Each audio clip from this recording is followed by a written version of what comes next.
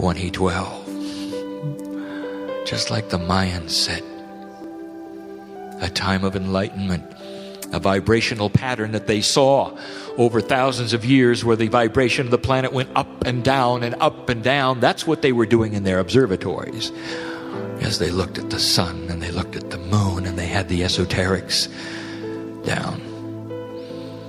The vibrational shifts of the earth is what they were plotting, and they did. In this 9th year, in the 9th month, and on a 9-day, take a time and say, thank you that I am here, that I am alive, and that I can make a change on this planet in myself, in my health, and the love of my family. Thank you that I can be a lighthouse, for this was not the plan when you were growing up, you know. Something changed it. Just go take a look at the prophecies of Nostradamus. You know, there are no more. Not really. You changed and shifted and turned a corner. That's numerology. Hold the big one. Oh, how can anyone be so foolish to believe in past lives? There is absolutely no evidence. There never will be. It's invisible, you know. How can you hang on to such a premise of past lives? You will not hear proof from this chair. You either have it intuitively and the knowledge is there or not. And we say to you, what is it that has guided your personality so that you will come in so different from your sister, from your brother, from the same parents? What made you so unique? What gave you the phobias that nobody expected you would have, for you had no life experience for them?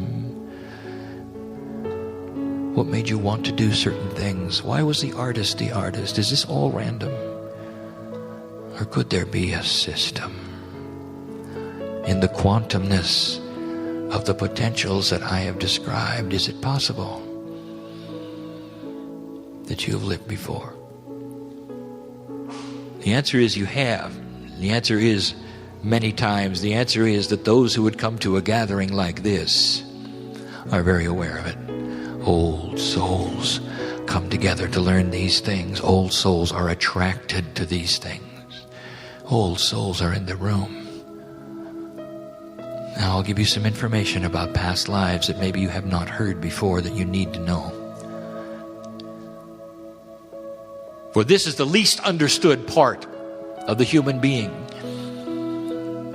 It does not serve your magnificence to know who you've been or what you've done. It gets in the way of your life lesson, it does. It is a distraction, it is. And so therefore it is well concealed and well hidden. But there is a purpose for this. I will give you a number of facts, and I would like to tell you that these things are precious.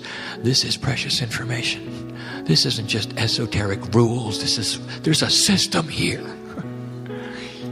Everything you have learned spiritually in any lifetime on this planet is collective.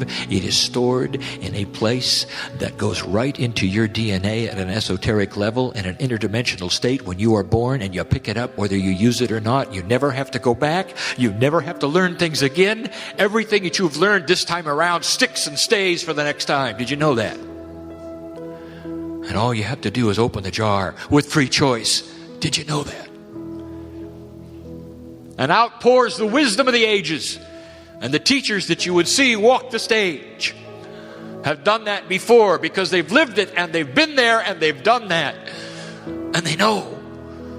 And it's not a product of a few years on the earth. It's a product of millennia. That's the truth. Let me give you another one. You have a friend and you don't even know. This thing called the higher self, which you can't really even define. It's a piece of you. It's a piece of God. What is it? You say it's an interdimensional part of the system is what it is. It's part of the chaos, but don't tell it that. And it is something that has a commonality to every single past life you had. You see, you come in with the same higher self every single time. It's been with you every time. Same higher self. Think about that for a moment. What does that mean? And an interdimensional state, let me give you another question. Is it really a past life when there is no time? What is it? It's a current life, isn't it? Everything you have learned is accumulation of who you are as you walk this planet. Wise old soul, you may not feel like you're filled with wisdom, but some of you know what I'm speaking of. You are. The street smarts of the universe, and you got them. And you know it, and it's intuitive. You can't quite touch it, but you know it. It's intuitive. This higher self knows every single human being you've been. And it's not in a row, and it's not in a line. It's on, for you, a flat table, a disc. They're all there together. And what we have taught before and what we'll teach again, what nobody realizes is that those of you who wish to can reach and take the best part of any one of them and apply it to your current life, for that's why they're there, dear human being. Did you know that? They're not past at all. An awakening of a human being is one who reaches into the Akash and picks up the wisdom, who picks up the orator, who picks up the teacher, who picks up the passion of the love of God. The priest, the nun, the one who is passionate. It's all there. They pick it up as they go, and it changes who they are, what they do, and their truth on this planet. Those are the facts of the past lives. That's why they exist. Human population is a geometric progression.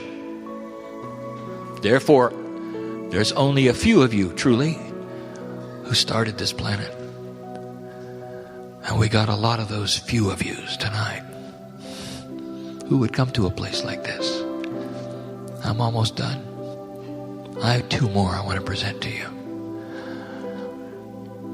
Who would believe such a thing? Kryon, I believe in past lives. I believe in kinesiology. I even believe in numerology, for I've seen it work. All these things are okay with me. But I'm having a real hard time with those Lemurians in the mountain.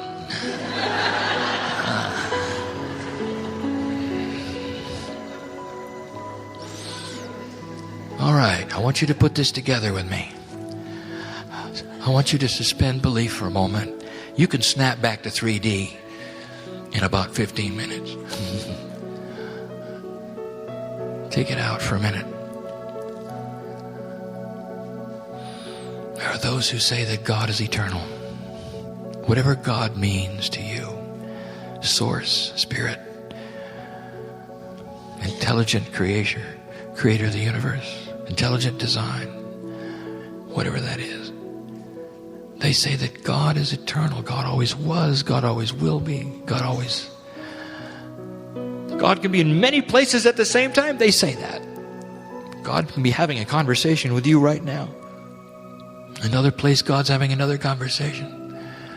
Wow. Who must God be that can do that? Obviously, God's in a quantum state. Oh, yes, must be. At some level, God is meeting every soul who is passing over right now. Every minute, all the souls. At some level, God is greeting all the newborns every minute. Every place on the planet. What a God. Everywhere, all at the same time, ageless. Without any time, God is in the future, God is in the past. What an attribute.